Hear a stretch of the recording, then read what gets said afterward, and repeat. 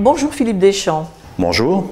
Alors, cet entretien est consacré à Philippe de Lyon, un personnage un peu énigmatique à la rencontre duquel vous nous invitez. Alors pouvez-vous d'abord nous éclairer sur ses origines? Le vrai nom de Philippe de Lyon est Nizier Anthelme Philippe, Philippe étant son nom de famille. Et quelques mois avant sa naissance, sa mère, qui était enceinte, fit une visite au curé d'Ars, qui était considéré comme un saint, et qui lui dit que son fils serait un être très élevé sur le plan spirituel. Nizier Anthelme Philippe est né très exactement le 25 avril 1849 dans le hameau de Loisieux, près de Chambéry. Ses parents étaient des petits propriétaires cultivateurs et selon la légende, eh bien, Philippe aurait guéri dès son plus jeune âge. D'ailleurs, d'après ses confidences à un journaliste en 1905, il dit qu'il fit ses premières guérisons dès l'âge de 13 ans. Nizier Philippe devient apprenti boucher chez un oncle maternel à la Croix-Rousse. La Croix-Rousse, une colline célèbre de Lyon. Donc il y reste peu, mais il va guérir son oncle d'une grave blessure. Et dès lors, sa réputation de guérisseur va grandir dans la ville de Lyon. Et l'argent qu'il gagne va lui permettre de s'inscrire à l'institution Sainte-Barbe à Lyon pour préparer un certificat de grammaire. En 1870, durant la guerre qui oppose la France à la Prusse, Philippe opère des guérisons dans le quartier Perrache, à Lyon. En 1872, Nizier Philippe ouvre un cabinet de consultation en tant que guérisseur dans le quartier des Brotteaux, à Lyon. Et plusieurs témoignages de cette époque nous rapportent ceci le concernant. Je cite, « Laborieux, énergique, désirant s'instruire, il passait ses nuits à lire et remplissait sa chambre de livres concernant le magnétisme. » Ainsi parlait d'ailleurs également son oncle qui le donnait en exemple à son fils. Alors pourquoi Philippe de Lyon ne fait-il pas le choix d'exercer la médecine dans un cadre légal avec d'autres confrères? Tout d'abord, il faut savoir qu'au début du XIXe siècle, en France, la médecine comporte deux niveaux. Les docteurs, qui peuvent donc exercer la médecine et la chirurgie sur tout le territoire national, et ceux qu'on appelle les officiers de santé, qui, après un cursus beaucoup plus court, peuvent exercer en dehors des villes, mais dans le seul département de l'obtention de leur certificat. D'ailleurs, cet officiat de santé sera supprimé en France en 1892. Le certificat de grammaire était nécessaire, mais suffisant pour s'inscrire en médecine ou en pharmacie. Donc, muni de son certificat de grammaire, Nizier Philippe, en 1874, s'inscrit comme officier de santé à la faculté de médecine et de pharmacie à Lyon, qui accueillait environ 300 étudiants chaque année. Mais l'élève Philippe n'est pas un étudiant ordinaire. Alfred Haël et Claude Laurent, deux témoins de cette époque, racontent par exemple la guérison de 3 malades atteints de fièvre typhoïde. Et de raconter que M. Philippe, ayant visité un jour un malade qui était absolument désespéré parce qu'on allait l'amputer d'une jambe le lendemain, l'assura que cette opération ne se ferait pas, tout en lui demandant de garder le silence sur sa visite. Mais le chirurgien, ayant constaté peu après avec stupeur que le malade était en voie de guérison, celui-ci lui avoua bien vite qu'il avait été vu par le petit monsieur Brun. Alors c'en était trop pour le corps médical. Et fin 1875, un certain Albert, interne en médecine, intervint pour empêcher monsieur Philippe de continuer ses études. Cela prit effet en effet, et je cite, « parce que monsieur Philippe fait de la médecine occulte en véritable charlatan ». Alors sans titre légal pour exercer la médecine, Dans quel cadre M. Philippe va-t-il exercer son activité de guérisseur? Après cet échec, en 1879, M. Philippe, qui d'ailleurs se dit chimiste depuis 1877, va disposer d'un laboratoire à Lyon, 12 rue du Plat. Et là, eh bien, il va travailler, il va se lancer dans l'élaboration de plusieurs onguents, de plusieurs produits. À titre d'exemple, l'élixir rubatier, l'épar martis, ou encore l'héliosine, à laquelle d'ailleurs il consacrera beaucoup de temps et d'énergie dans son laboratoire de Lyon. En 1877, M. Philippe va épouser Jeanne-Julie Landard, une ancienne patiente, la fille d'un riche industriel de Lyon qui est décédé. Ce mariage va lui apporter l'aisance financière. Et un premier enfant va naître, Victoire, et un deuxième, Albert, qui va décéder en bas âge. En 1884, il obtient par correspondance un titre de docteur en médecine de l'université américaine de Cincinnati dans l'Ohio. Sa thèse porte, je cite, sur le principe d'hygiène à appliquer dans la grossesse, l'accouchement et la durée des couches. Cette thèse va être signée sous le pseudonyme de Philippe Darbrel. Alors pourquoi Darbrel? Eh bien parce qu'il possède justement à l'Arbrel une maison, le Clos Landard. L'Arbrel étant une petite ville située dans la grande banlieue de Lyon. Alors comment vont se manifester ces fameux dons de guérisseur? Alors à partir de 1885 ou 1886, Nizier-Philippe ouvre un nouveau cabinet médical à Lyon, au 35 rue Tête d'Or. Là, il y a une grande pièce au premier étage qui est réservée à l'accueil des malades où l'on peut accueillir entre 80 et 100 personnes. Tous les jours, samedi et fête excepté, de 14 h à 16 h, M. Philippe, comme on dit à l'époque, tient séance, en présence de gens de toutes les classes sociales, des curieux, des malades ou des infirmes. Il s'adresse à tour de rôle aux personnes présentes qui lui confient leurs soucis à voix basse ou bien devant l'assemblée. Il les interroge, dit un mot de consolation à chacun, répond avec autorité aux questions des autres ou se contente de dire « Le ciel t'accorde ce que tu désires », ne demandant pour seul paiement de ne pas dire de mal de son prochain pendant 1 heure, 1 jour, 1 semaine, ou bien de renoncer à un procès ou de se réconcilier avec un proche. Parfois, il exhorte même l'assistance de prier avec lui pour un malade ou un infirme. Puis il ordonne au malheureux de se lever et celui-ci, soudainement, marche, se relève, guérit et les larmes coulent sur tous les visages. Joanny Bricot, un témoin de l'époque, se souvient d'avoir, quelques années plus tard, assisté là, dit-il, à de bien étranges séances de magnétisme. Et ces séances étaient biquotidiennes. Je cite Joanny Bricot. « Dès l'arrivée des malades, M. Philippe opérait 2 sélections. Leur demandait s'ils venaient pour la première fois ou s'ils avaient déjà suivi le traitement. Puis il renvoyait les personnes, dit-il, qui étaient susceptibles de troubler l'atmosphère fluidique. Les assistants étaient placés sur 2 rangées de chaises et sur des bancs comme à l'église. Et il était recommandé de se recueillir pendant que lui-même se retirait dans la pièce voisine. Lorsqu'il faisait son entrée définitive, il disait ordinairement « Levez-vous ».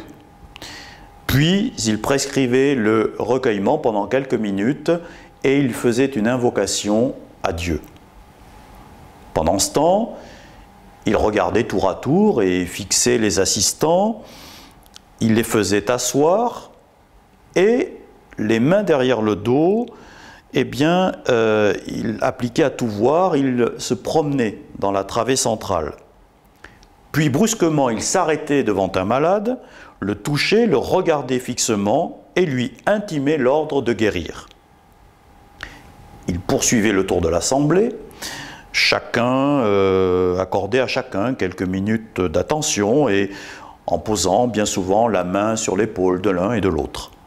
Il disait « Allons, allons, ça ira », parlant avec assurance de la guérison.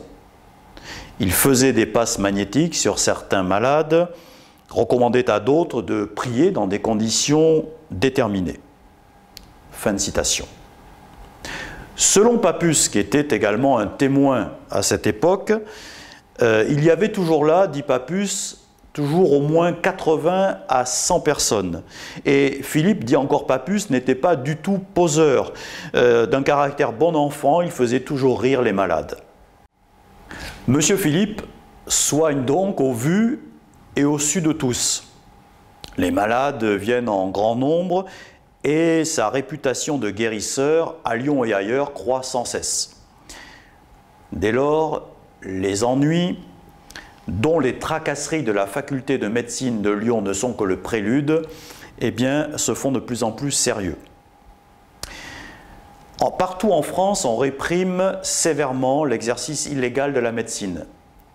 À Lyon, Antoine Gailleton, qui est maire de 1881 à 1900, qui est médecin, matérialiste, anticlérical notoire, premier titulaire de la chaire des maladies cutanées et syphilitiques de la faculté de médecine de Lyon, ne saurait moins que quiconque tolérer dans sa bonne ville les agissements des guérisseurs. Yvon Leloup, qui est plus connu sous le nom de Sédir, prétend que M. Philippe fut cité une 60aine de fois pour exercice illégal de la médecine devant les tribunaux. On prétend plutôt, ou on pense plutôt, qu'il s'agit là du nombre approximatif des amendes qui lui furent infligées. Alors, M. Philippe a-t-il eu des contacts avec les responsables des mouvements initiatiques et hermétistes de l'époque? M. Philippe a eu une influence déterminante sur le mouvement hermétiste des environs de 1900 et même d'ailleurs jusqu'à aujourd'hui à travers des disciples fervents. Le docteur Gérard Ancos, qui est plus connu sous le nom de Papus, s'est montré comme le médiateur le plus intuitif, l'agent le plus utile, on pourrait dire l'impresario de l'homme de Lyon. À celui dont il était très fier d'être devenu l'ami, il écrivait ceci en 1904, et je cite Papus, « Chaque fois que je suis passé quelque part, on vous a aimé et honoré. Chaque fois qu'on est venu vers vous à la suite de mon enthousiasme, on vous a un peu plus compris et plus aimé. » Fin de citation.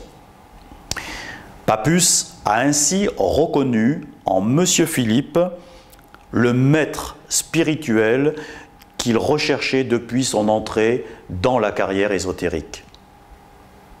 C'est en 1893 ou 1894 que le jeune Gérard Ancos, qui se fait appeler Papus, entend vraisemblablement parler pour la première fois de M. Philippe. L'écho des faits extraordinaires de l'homme de Lyon lui parvient jusqu'à Paris par l'intermédiaire du masseur et magnétiseur André Robert, vantant les pouvoirs si extraordinaires du thaumaturge lyonnais. Mais la fiancée de Papus, Mathilde Inard, et son frère, Maurice, fréquentent eux aussi le guérisseur, d'autant plus que leur famille est depuis longtemps installée à l'Arbrel, où la demeure des Inard jouxte le Clos Landard, c'est-à-dire la maison de M. Philippe. La Providence fait bien les choses. À entendre le récit de sa fiancée, qui cherche à le convaincre d'aller voir M. Philippe à Lyon, Papus imagine d'abord qu'elle est soumise à des influences néfastes. Papus est donc très sceptique de prime abord et il espère casser l'ascendant de ce guérisseur inconnu sur sa fiancée. Mais à la suite d'une expérience psychique extraordinaire et très singulière que Papus d'ailleurs va raconter à ses amis, il va mandater, je cite, le plus sceptique, le plus fin et le plus difficile à tromper de tous ses amis, un étudiant en médecine, Emmanuel Lalande, plus connu sous le nom de Marc Aven, l'auteur d'une biographie remarquable sur Cagliostro.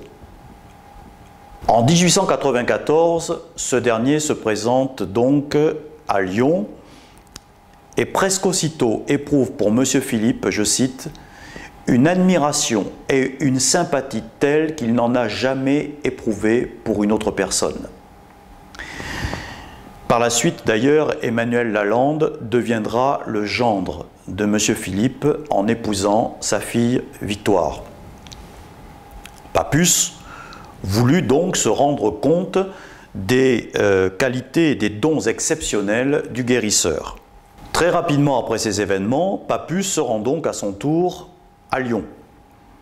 On ignore malheureusement les circonstances de cette première rencontre entre Papus et M. Philippe, rencontre qui se fit très certainement par l'intermédiaire de l'épouse de Papus, Mathilde. Et au cours de cette rencontre, eh bien, Papus semble être tombé immédiatement sous le charme et le charisme de M. Philippe.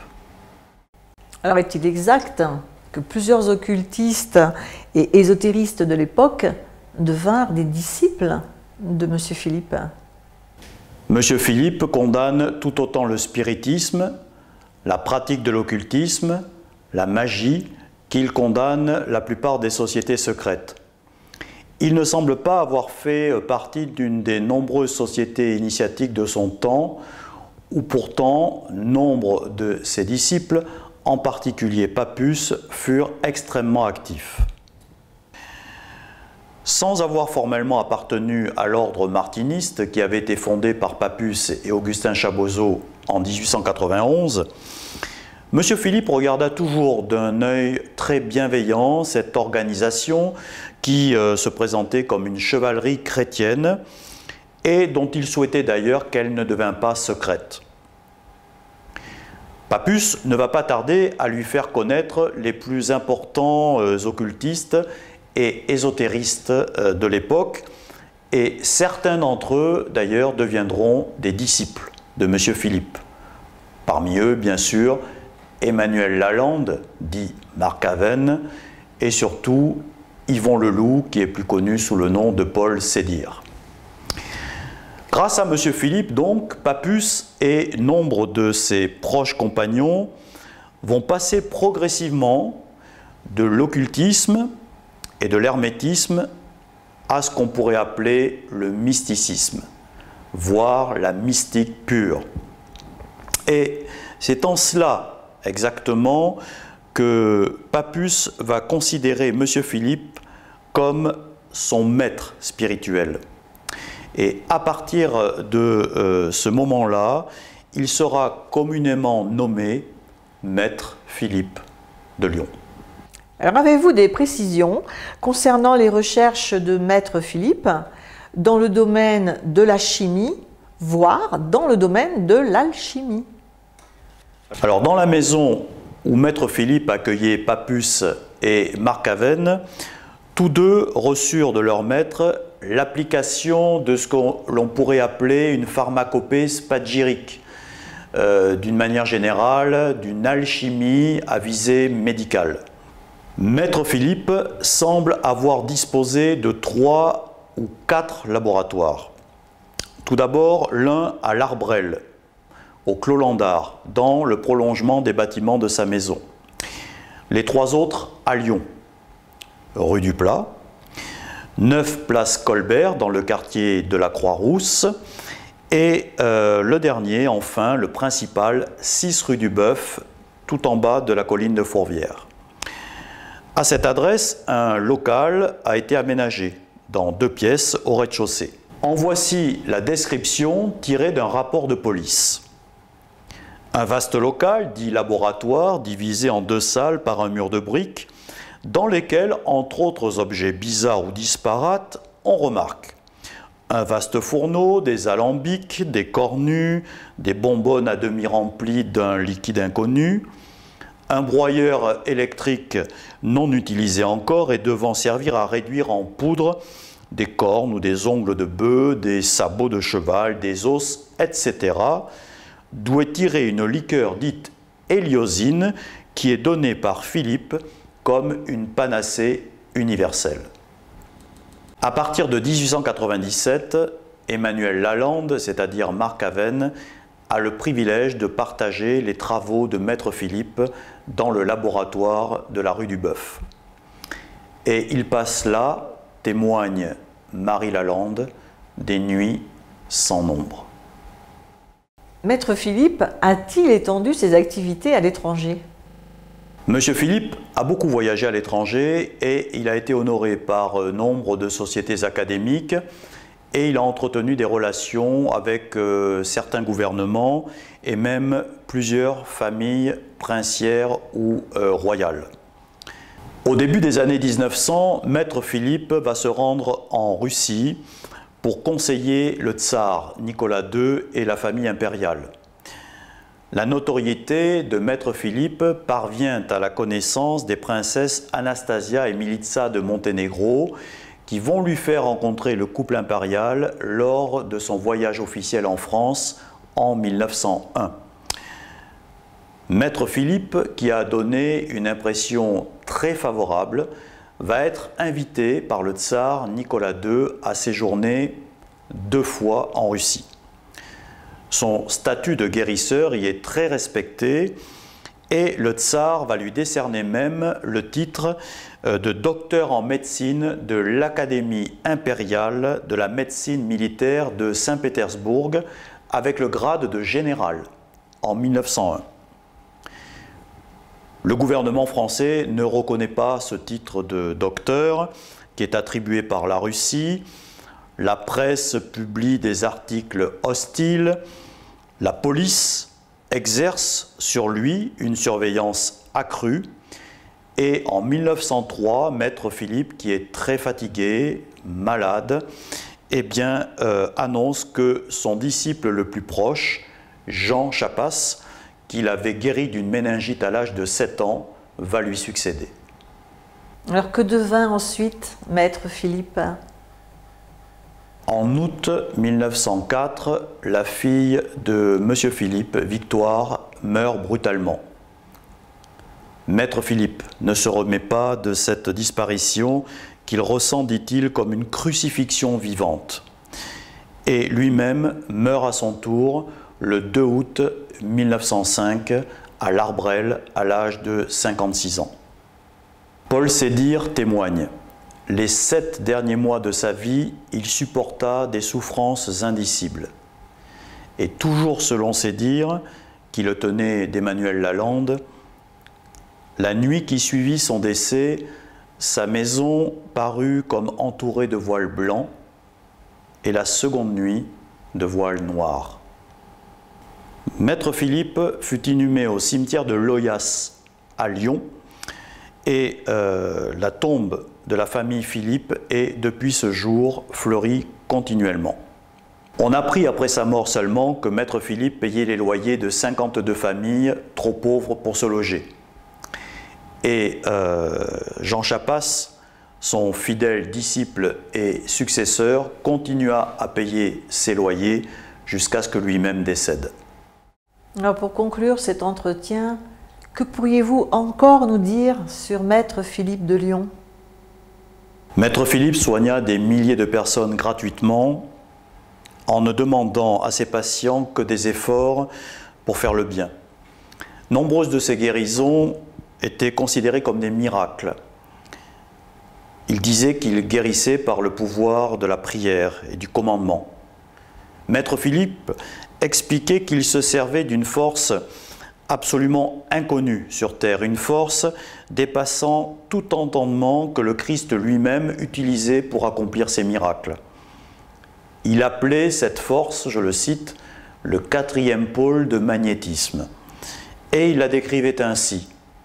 Ce n'est pas un courant, mais plutôt une lumière, et elle représente l'union du « aimez-vous les uns les autres ». À la date du 30 août 1900, Papus a noté Nous sommes tous incorporés comme soldats de l'ami, A majuscule. À en juger l'arbre à ses fruits, l'on constate l'apport de Maître Philippe, grâce à qui, chez Pappus, l'occultisme va se convertir, on pourrait dire, en mystique pure. À ces quelques phrases, on pourrait ajouter cette dernière confession de Pappus. Il m'a appris à essayer d'être bon. Il m'a enseigné la tolérance envers tous et pour les défauts d'autrui, la nécessité de ne pas dire du mal, la confiance absolue en le Père, la pitié pour la douleur des autres. Enfin, il nous a montré qu'on ne pouvait évoluer qu'en partageant les souffrances des autres et non en s'enfermant dans une tour d'ivoire. Voilà pourquoi j'essaie de remuer un peu l'humanité, de répandre autour de moi quelques idées qui ne proviennent pas de mon cerveau et de propager les deux grandes vertus qui nous viennent du ciel, la bonté et la tolérance. Je ne suis rien, absolument rien, disait souvent Maître Philippe. Merci Philippe Deschamps. Merci.